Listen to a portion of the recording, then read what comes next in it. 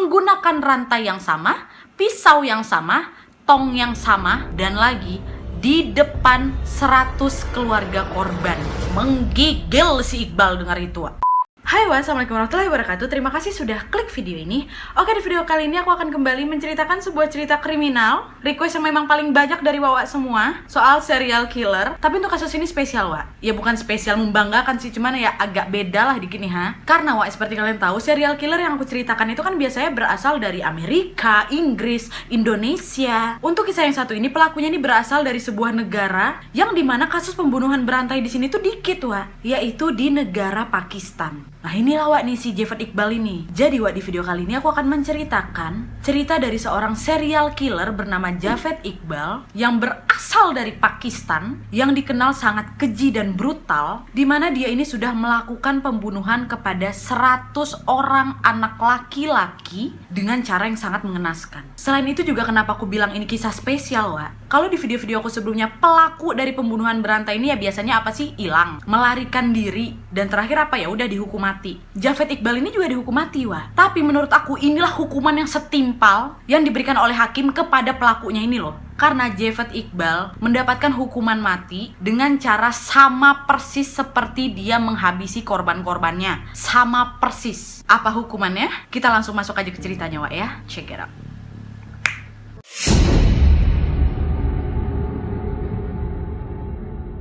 Oke, Wak, jadi seperti biasanya sebelum kita masuk ke kronologi ceritanya, aku mau menjelaskan sedikit latar belakang dari si pelakunya ini, yaitu Jafet Iqbal. Di mana Jafet Iqbal ini adalah seorang laki-laki yang lahir pada tanggal 8 Oktober 1956 di Pakistan. Dia adalah anak ke-6 dari keluarganya. Ayahnya bernama Muhammad Ali Mughal yang merupakan seorang pedagang sukses, Wak. Jadi memang keluarga mereka ini berasal dari keluarga yang cukup kaya. Pada tahun 1978, si Jafet Iqbal ini terdaftar sebagai mahasiswa di Islamia College. Dan selama kuliah pun dia coba menjalani bisnis seperti ayahnya. Waktu itu ayahnya memang orang kaya, dia punya villa, Wak. Dikasihnya lah nih ke si Iqbal. Dimana villa itu diberikan ayahnya supaya Iqbal bisa menjalani bisnisnya di bagian pembuatan baja. Dah akhirnya Iqbal mulailah menjalani bisnisnya di villa itu tuh, Wak, selama bertahun-tahun.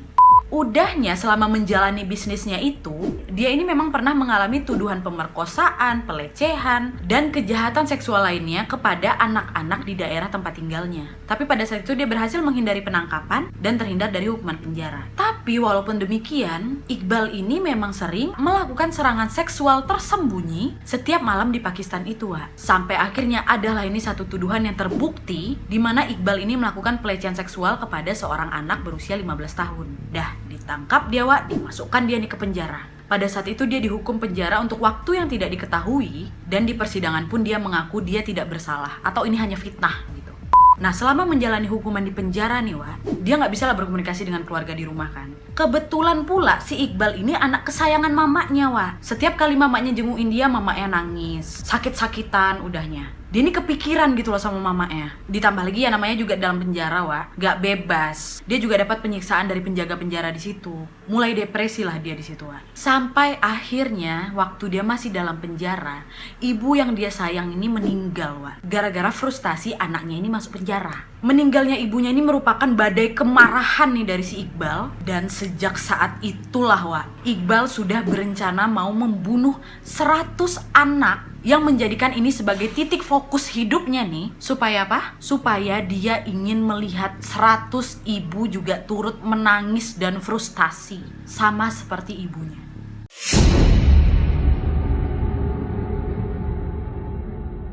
Yang membuat si Iqbal ini menonjol dari pembunuh-pembunuh berantai yang lain bukan hanya fakta bahwa dia ini berasal dari negara Pakistan yang notabene-nya merupakan sebuah negara yang menghasilkan pembunuh berantai yang sangat kecil, tapi juga ya tadi, jumlah korbannya itu sangat tinggi dan tidak biasa, Wak. Kenapa tidak biasa? Karena memang si Iqbal ini sudah menargetkan hanya 100 anak, tidak kurang, tidak lebih, 100 anak. Dan memang diketahui keinginan dia untuk membunuh anak-anak ini sudah menjadi fantasi dia semenjak dia masih kanak-kanak, Wak. Ditambah dia sakit hati mamanya mati selama di penjara, makin bertambah lah ini keinginan dia untuk bunuh anak nih. Dah kan, Wak, akhirnya direncanakannya lah itu untuk membunuh anak ini. Gimana caranya? Pada saat itu sama seperti dia menjalani bisnis, dia ada anak buah juga nih, Wak. Nggak sendiri dia. Dia memiliki 3 kaki tangan yang masih berusia sangat muda, di mana ketiga anak-anak ini juga bukan dia rekrut, bukan dia bayar, tapi ketiga anak ini juga merupakan korbannya yang mau melarikan diri, yang akhirnya dialihfungsikannya sebagai kaki tangannya. Yang pertama bernama Ajit Ahmed, berusia 17 tahun, dan kedua kaki tangan yang lainnya namanya tidak diketahui nih. Cuma si Ahmed ini aja yang ketahuan, karena dia ini juga merupakan kaki tangan utamanya si Iqbal nih, kayak asistennya lah gitu.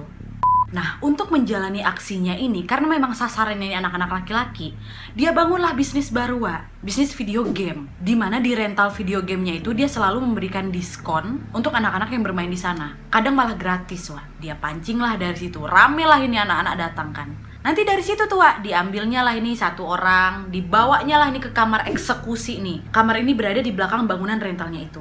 Dari situ dilecehinnya lah gitu si anak ini kan. Udah kayak gitulah berulang-ulang. Tapi kadang gak gitu aja modusnya Si Iqbal ini kan memang dari dulu suka berburu anak-anak kan. Makanya itulah dia pernah ditangkap kan. Dia tahu nih titik-titik di mana banyak anak-anak laki-laki nih. Pergi dia ke daerah situ, dijatuhkannya uangnya di pinggir jalan Abis itu dia sembunyi. Nanti kalau ada anak-anak di sekitar situ ngambil, dipergokinnya tuh "Woi, kok nyuri duit aku ya?" kata dia gitu. "Sini kok ke kantor polisi." Ya takutlah anak itu. Enggak pak, gitu. "Udah kok sini kok ikut aku," kata dia. Itulah dimasukkannya lagi tuh ke ruangan eksekusinya tuh. Dihantamnya lagi lah anak-anak itu di situ Gak cuma di situ aja, di tempat rental video gamenya itu juga kadang dia random aja nih. Dia nuduh anak-anak di situ ngambil uangnya atau barang-barangnya dia. Terus dia bilang nih ke ABK-nya, "Udah coba geledah dia ke belakang." Ke belakang itu ya ke ruangan itu tuh. Dah digeledah, dihantamnya lagi lah di situ. Tapi kadang-kadang juga nih nggak semua anak-anak yang dibawanya ke belakang itu dihantamnya Kadang ada juga dia nih nggak tega, dilepaskannya anak-anak itu. Nah, salah satu korban yang dilepaskan ini juga merupakan salah satu ABK dia. Selain itu dia juga suka berburu dengan cara berkeliaran di jalan-jalan Lahore, di mana dia menargetkan anak-anak miskin yang memang melarikan diri dari keluarganya. Anak-anak jalanan di sana gitu lah Dan kadang juga nggak di ruangan khusus di rental dia itu aja. Dibawanya nih ke villa lamanya itu dihantamnya lah lagi di situ. Nah, setelah dihantam, diapain? Dibunuh Korban-korbannya ini dia bunuh dengan cara dicekeknya pakai rantai sampai meninggal. Terus nggak sampai situ aja kalian pikir? Dipotong-potongnya, dimutilasinya anak-anak itu, diambilnya bagian-bagian tubuh anak itu dimasukkannya ke dalam tong yang sudah berisi asam klorida. Dimana asam ini membuat bagian-bagian tubuh anak itu tuh jadi hancur tuh loh Hal ini digunakan dia untuk apa? Menghilangkan jejak. Dah kayak gitulah terus-terusan. Tapi memang sayangnya informasi kapan dia mulai melakukan aksinya ini tidak diketahui Sangat sedikit informasi yang aku dapat di internet soal berapa lama jangka waktu dia menghabisi anak-anak ini. Tapi yang jelas cara dan kronologinya kurang lebih seperti tadi.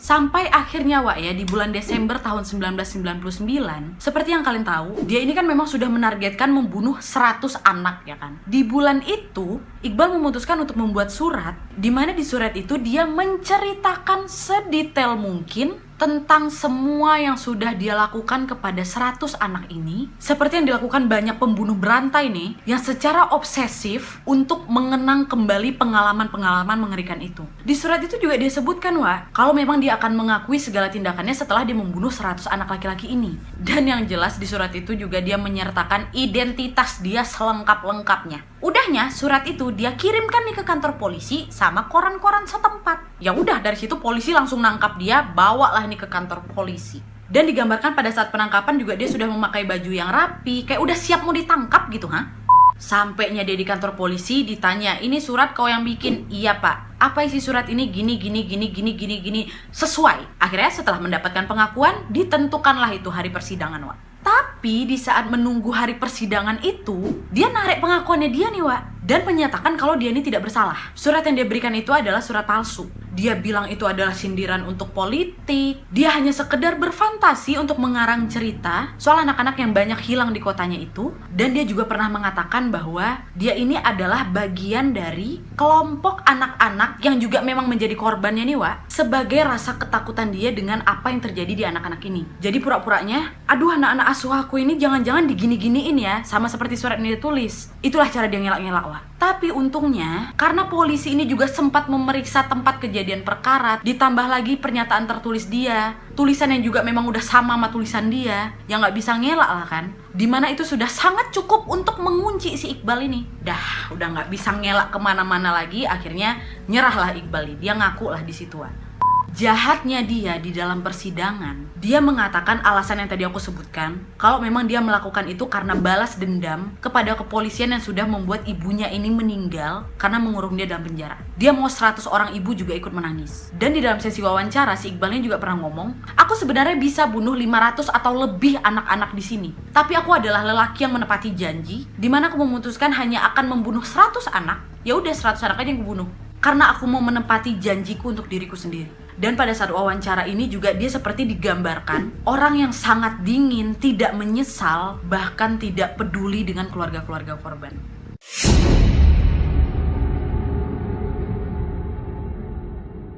Merasa hebat kali dia nih sama pernyataan dia. Karena kan gitu kan, kadang psikopat juga dia tuh merasa bangga dengan kebrutalan dia untuk menghabisi korban-korbannya tuh. Ciut waktu dengar hukuman dari hakim nih. Inilah kenapa aku bilang hukuman inilah yang sangat setimpal untuk pelaku nih. Karena memang hakim gak main-main Sesuai dengan hukum syariah, Iqbal divonis mati dengan cara apa? Gantung? Enggak. Dengan cara yang sama seperti dia membunuh korban-korbannya. Dengan cara apa tadi Dicekek, dipotong-potong, dimasukin ke asam klorida. Iya betul, hakim memutuskan Iqbal untuk dicekek dengan rantai sampai meninggal, dipotong-potong sampai 100 bagian sesuai dengan jumlah korbannya, dan potongan tubuhnya ini akan dimasukkan ke asam klorida tadi. Menggunakan rantai yang sama, pisau yang sama, tong yang sama, dan lagi di depan 100 keluarga korban. Keluarga korban pun menerima dengan putusan hakim itu Menggigil si Iqbal dengar itu Dahnya kan gegara ciut dia. Iqbal tidak merasakan hukuman itu karena di tanggal 8 Oktober 2001 Iqbal sama si Ahmed, asisten utamanya dia tuh, bunuh diri dalam penjara Tapi ada juga rumor yang mengatakan kayaknya mereka ini juga gak bunuh diri, tapi mereka dibunuh oleh narapidana di penjara itu karena udah geram nengok tingkah mereka. Nah, sementara dua kaki tangannya yang lain nih menerima hukuman 14 tahun per korban yang dia bunuh. Kalau dijumlahkan, hukuman penjaranya selama 182 tahun. Sementara yang satunya 63 tahun. Jadi kan aturannya kalau memang mereka ini ikut serta membunuh 100 orang, berarti 1400 tahun kan. Mereka berdua ini gak bunuh sampai 100-100-nya 100 itu dibunuh sama si Javed tadi. Dari situ berakhirlah sudah kisahnya si Iqbal ini Nah tapi dengan hukuman yang hakim berikan ini kepada si Iqbal, bukan berarti aku memberitahu bahwa hukuman syariah itu terlalu sadis, tidak Aku kan juga kuliah hukum, UII lah pula hukum Islam kan. Ada tuh namanya hukum qisas. Karena di dalam Islam, khususnya di daerah Arab, di mana qisas ini adalah hukum Islam yang berarti pembalasan, di mana pembalasan ini harus setimpal Dan dalam kasus pembunuhan memang hukum qisas ini memberikan hak untuk keluarga-keluarga korban untuk meminta hukuman mati kepada pembunuh. Dan pada saat itu keluarga korban meminta hukum qisas untuk si Javed Iqbal. Kayak yang aku bilang, hukum qisas itu harus setimpal. Kalau seperti yang pernah kalian dengar, pembunuh berantai yang udah melakukan hal tidak senonoh, brutal kali, keji kali, pembunuhnya dihukum apa? Paling gantung, kursi listrik, suntik mati, ditembak. Kalau kisas enggak setimpal. Mata kau dicolok, keluarga korban minta kisas, ya dicolok juga matamu. Kalau keluarga yang mati dipotong, ya pelaku harus potong juga. Itulah istilah yang sering kita dengar, hutang nyawa dibalas nyawa. Tapi hukum kisas ini tidak mutlak diterapkan. Hanya dengan satu kata mulia dari keluarga korban, yaitu dimaafkan.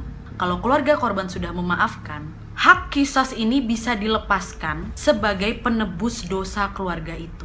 Merinding aku. Jadi hukum qisas yang dianggap itu sangat sadis bisa musnah dengan keikhlasan keluarga korban untuk memaafkan si pelaku. Aku mau sharing sedikit nih ya. Aku pernah dengar kisah dari seorang ustadz nih. Jadi dulu di zaman kerajaan Islam tuh adalah anak raja, pangeran. Dia lagi memanah Nggak sengaja anak panahnya ini mengenai seorang anak laki-laki. Meninggal anak laki-laki itu Dahnya ditangkaplah ini pangerannya, dibawa ke pengadilan. Udahnya pada saat itu keluarga korban kan datang. Terus hakim menanyakanlah kepada si keluarga korban, gimana? Mau ambil hak kisasmu? Iya Pak Hakim, kami mau dia mati juga. Akhirnya diputuskanlah hukuman penggal untuk pangeran itu Sampai tiba di hari eksekusi, keluarga korban kan juga dipersilakan melihat langsung kan. Dahnya si pangeran itu sudah berada di tempat eksekusi itu. Ada algojo kan sebagai eksekutornya nih. Ditidurinlah itu pangeran itu dalam kondisi tertelungkup di atas itulah papan itu. Dahnya algojo ini diwajibkan waktu dia mengangkat pedang, parang, kapak entah apalah itu, dia angkat, dia tengok dulu nih ke keluarga korban. Dia turunkan, dia lihat lagi ke keluarga korban. Dengan maksud apa? Apakah kalian mau merubah pikiran? Diam nih keluarga korban.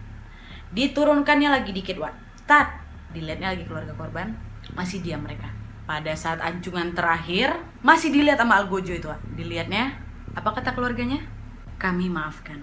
Dah, nggak jadi Algojo itu nebas kepala pangeran itu, Wak. Hal ini dilakukan oleh keluarga korban sebagai penebus dosa mereka. Itulah keikhlasan, kerelaan untuk menerima dan memaafkan sesama umatnya itu yang memang merupakan tindakan sangat mulia di dunia ini, Wak. Setimpal atau enggak, adil atau enggak, itu bukan hak kita untuk menghakimi siapapun. Urusan mereka sama Allah aja lah gitu, Wak. Percaya aja kan, balasan dari Tuhan itu berlipat-lipat lebih dahsyat.